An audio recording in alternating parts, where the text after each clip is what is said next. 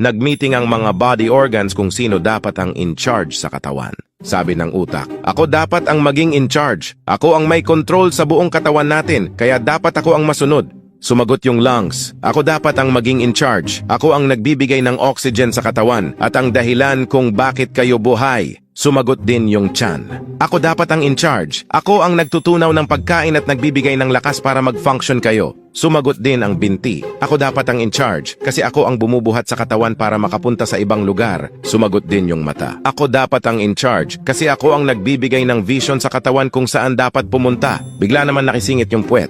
Ako dapat maging in charge kasi ako ang naglalabas ng basura sa katawan. Lahat ng body parts ay nagtawanan at ininsulto ang sinabi ng puwet, kaya nagtampo ito at hindi nag-function. Makalipas ang ilang araw ay nagkaroon ng utak ng sobrang sakit na headache. Naging bloated yung tiyan. Nagsimulang magtubig ang mga mata. Hindi makatayo ng maayos yung binti at hindi nakakahinga ng maayos yung lungs. Kaya napagdesisyonan nila na yung puwet dapat ang maging in charge. Moral of the story, kahit sobrang laki ng ambag mo sa isang grupo, may isang puwet at ugaling tae ang dapat palaging nasusunod.